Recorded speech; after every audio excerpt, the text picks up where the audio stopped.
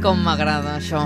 Edgar Tarrés, molt bon dia i bon dimarts. Molt bon dia. Jo m'hi encantaria ara ja per acabar el programa amb aquesta música de fons fins al punt de la 1 del migdia. Sí, no? Ens sentem aquí, pim-pam. Sí, més que música són veus, no? Bueno, sí, exacte. Són sons harmònics. Exacte. De l'Edgar Tarrés, que un dia vas fer en directe i ens ho vam quedar. Com a sintonia, em dies nostra. Sí. No va anar així, No. Un dia vam fer un concert amb en Roger. Ai, sí. Precisament, mira, avui no sé per què, ara vinguent de Girona i no sé per què m'he recordat. I ara, mira, és curiós que ho comentis. Un dia l'hem de tornar a portar, en Roger. I fem un altre concert aquí. Sí, ara que ja ho té més per mà, això de venir a la ràdio. De veritat, vaig veure que havia tornat. Molt bé. Sí. Doncs en Roger, per qui no el conegui, és un nen de 8 anys que una vegada va venir aquí als nostres estudis i ens va... Bueno, té ara 8 anys. Quan va venir aquí en devia tenir 6. Doncs en devia tenir 6, perquè ja fa... crec que estem parlant de fa un parell d'anys. Vull dir que era ben petit, que venien aquí i ens va demostrar el bé que se li donaven els vols de l'Edgar Tarrés. I de fet, amb un dels teus viatges a la Índia també et va fer portar un d'ells, no? O més coses? No. Clar, és que et demanem tantes coses quan marxes a la Índia que vens carregat per tothom. En fi, que un dia el tornarem a portar, però que està bé, no?, de que els més petits també tinguin aquestes aficions, que els cridin l'atenció a aquest tipus de sons. Sí, la veritat és que cada vegada es veu més gent, i sobretot nens petits, amb aquest tipus d'activitats. Clar, nosaltres, des del nostre punt de vista, mirem enrere i clar, jo de ben petit això és que ni sabia ni que existia ni sabia res, no?, de tot això, i ara en canvi és com molt normal, i de fet hi ha com un interès també, no?, perquè clar, hi ha molts pares que van als teus concerts i arrosseguen els fills moltes vegades, i de fet ho deuen viure fins i tot a les llars, no?, escoltar aquest tipus de música, i els nens ja l'integren com una cosa més a la seva vida. Totalment. Que a més els deu tranquil·litzar. Home, els ajuda moltíssim. De fet, clar, els nens sempre fan el que fan els seus pares, no? Evidentment, depèn de l'edat, Però quan són ben petits, clar, si veuen que els seus pares doncs, se senten allò amb un coixí o amb una cadira al sofà, es posen una música tranquil·la, tanquen els ulls i estan una estona senzillament respirant, clar, potser poden pensar al principi, ostres, que raro, però clar, després quan ho proven i tal, i van veient que allò és normal i que és una rutina i que els seus pares doncs, i que forma part del seu dia a dia. I que forma part del seu dia a dia, doncs resulta que allò els hi va molt bé. Per tant, és una cosa que cada dia és més normal, per sort, que a més doncs, escoles l'estan també posant en el seu dia a dia, ja sigui com a extraescolars, però també a vegades hi ha molt de professores que els posen a la mateixa aula, no?, com a complement a una classe del que pugui ser. Abans de començar, moltes vegades també alguna de les matèries. I tant que sí, perquè s'estan donant compte que si les coses les comencem en silenci, posant consciència en allò que anem a fer, clar, si tu vens del pati esvalotat i has jugat a futbol i suat i no sé què, i de cop volta et diuen, bum, para, ara vinga, anem a fer matemàtiques, no? És com, ostres, què passa aquí, no? És un canvi com molt brusc, no? És un canvi molt brusc i la mainada, doncs, l'atenció no la té tan desenvolupada i costa posar i es tiren molt de temps fins que aquella persona no s'ha posat ja en l'òrbita de començar a fer classe, no? I clar, com que els grans sí que ho tenim, aquesta capacitat més treballada, és com dir, hòstia, aquest nen ara no fa cas, ara no sé què, va a la seva. No, els nens necessiten el seu temps, el seu ritme, i la meditació ens ajuda moltíssim a fer-ho.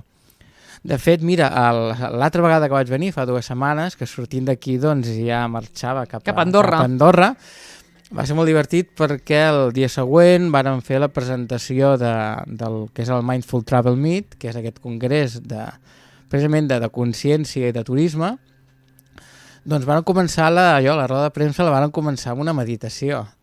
I va ser divertidíssim la reacció de la gent, no? Perquè clar, normalment en una roda de premsa... Dels periodistes. Clar, els periodistes i la gent que va venir era en plan, vinga, començar a fer fotos i tal, i vaig demanar deixessis el mòbil sobre la taula, tanquem els ulls en silenci, i bueno, els vas descol·locar, no? Una mica sí, però és que després quan parlaves amb ells t'agraïen, perquè, ostres, després quan vàrem dir ara comencem, uau, ja es veien com desconnectats del lloc on venien, perquè clar, vés a saber d'on venien, no? I també és una manera de saber el que vosaltres volíeu informar, no? Vull dir, també, això és una miqueta el producte que volem vendre, no? I que millor que podeu fer un tast, sobretot pels que no teniu ni idea del que parlarem, no? O d'aquest món. Totalment, és així. Anàvem a explicar un projecte que, diguéssim, que engloba turisme per un costat, empreses, i per altre costat, doncs, consciència, ja sigui fent ioga, tai chi, mindfulness, banys de bosc, bueno, totes aquestes coses, no?, que els nostres oients doncs, ja coneixen prou bé. I clar, són dos mons que a priori dius que té a veure una cosa amb l'altra, no? Però bueno, ja n'hem parlat moltes vegades, el mateix programa passat amb en Jimmy Pons ja ens va explicar, no?, com cada vegada hi ha aquest turisme més implicat, que vol promoure activitats de benestar i consciència, precisament perquè la gent ho vol, i quan la gent ho vol, tu posi el que vulguis, que allò acaba anant a missa, no? Doncs en un context de crear aquest congrés on hi haurà professionals que podran veure contingut, o sigui, experiències, propostes, activitats, amb les quals doncs, poder oferir en els seus hotels, en els seus projectes, les seves empreses, i per altra banda també serà una oportunitat per als professionals del benestar i de la consciència que se'ls obre tot un món nou a l'hora de portar el seu treball, no? Fins ara doncs, tu volies fer ioga, tens la teva classe de ioga i ja està. Ara doncs, resulta que hotels estan obrint el seu espai per poder fer classes pels seus, ja sigui per una empresa que vingui o pels clients. Els seus clients. L'altre dia em van demanar també una gent que vol anar a fer classes de ioga al monestir de Sant Pere de Roda i vol una història en allà i no sé què, no? Vull dir que la història, tot això està canviant moltíssim i evidentment passa des de la mainada, com dèiem, fins als més grans. Doncs clar, quan vàrem presentar això vam dir no, és que ara vosaltres heu de sentir, si estem parlant de benestar, heu de sentir. I van ser, què et diré, 3 minuts, com a molt 4, no gaire més. Però la sensació i la manera com van enfocar-ho tot, ja ens van dir que no tenia res a veure amb altres coses que es havien fet. I això, clar, això és de conya. És fantàstic. I clar, imagina't si tot ho poguéssim fer així. Dir, hauria de ser obligatori a les feines, a les escoles... Sí, a mi és una cosa que no m'agrada jo dir, clar, és obligatori perquè som així de burros i no ho fem, no? I a vegades doncs, ens han de posar les normes i les lleis perquè no en sabem més. Ja et dono la raó, Però és que hauria de ser de sentit comú, que tu vas a treballar i allò un moment abans d'entrar o quan entres, te situes, te sentes, veus l'ordinador, el vas engegant... Vas veient tot l'ordinador com es van, com es diu ara? Posant en marxa, posant en marxa, exacte. Mires l'agenda, tot el que tens, respires, no t'agobies, perquè a vegades només d'agafar l'agenda ja et ve un patatús, no? I molta gent ja s'estressa només de mirar tot el que té al llarg del dia. Clar, si tot això ho fem en plena consciència, diguem, vinga, va, doncs, de tot això, va, què és el prioritari, què és el no sé què, i ho vas posant amb ordre. Mira, que precisament sentit... parlàvem abans amb l'Helena, no?, del Centre Eluan, que parlàvem justament també una miqueta de l'ordre. Clar, que també ens ajuda, no?, a prioritzar, a avançar i a treure'ns feina i no agobiar-nos moltes vegades abans de temps, que hi ha qui està dominant precisament l'estrès. Exactament, tu veus l'ordinador i veus tot ple de carpetes o tens la taula, que és un desastre. Plena de papers, i ja no parlem si hem d'obrir l'agenda i tenim allà més anotacions. Clar, i no saps, tots són a notes, en plan notes i prou, no? Sinó que dius, bueno, va, doncs paro un moment i poso ordre a això. Posar ordre, què vol dir? Doncs parar, respirar i prioritzar. Val? Això és posar ordre. I això et serveix per tot, des de l'armari, que saps que ho tens tot ben posat, que només entres allà i ja veus, doncs, clar, si tinguéssim samarretes, camisa, roba interior, tot allà mateix... I barrejat. I barrejat, ja seria l'hòstia, no? Un caos. Exacte, no. L'ordre és important, però per això, perquè ens permet prendre consciència i per què? Per posar ordre, evidentment, hem de decidir i hem de prioritzar dins nostre, doncs, què volem, no? I clar, com deies tu, doncs, clar, poder començar el dia d'aquesta manera, quan tens abans d'una reunió.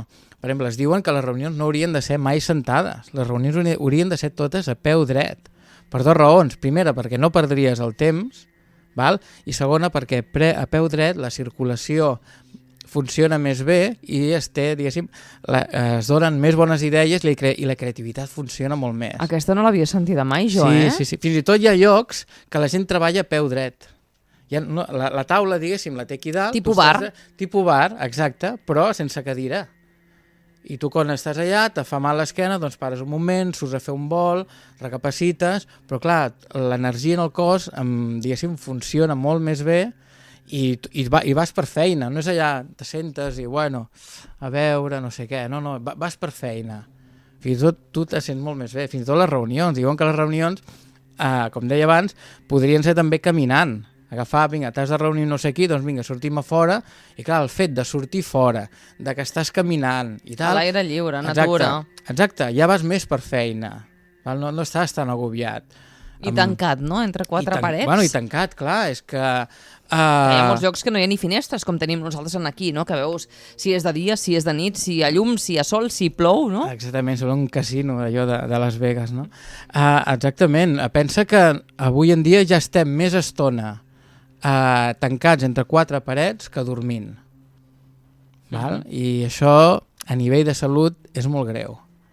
Val? Molt contraproduent? Molt contraproduent, totalment. Per la salut és una bestiesa, per això necessitem sortir. Per una banda, estàs fent que la miopia es desenvolupi molt més ràpid. Ja diuen que d'aquí pocs anys més del 50% de les persones tindran miopia. Per això s'estan obrint tantes òptiques, en previsió. Pues pot ser. Per què? Sí, és que ho han dit, eh? Ho han dit, sí, no m'estranya, clar. Sí. I no és només pel tema de la pantalla. Evidentment la pantalla la tenim molt a prop. Clar, si aquestes parets nosaltres la nostra visió ara mateix és de màxim 4-5 metres.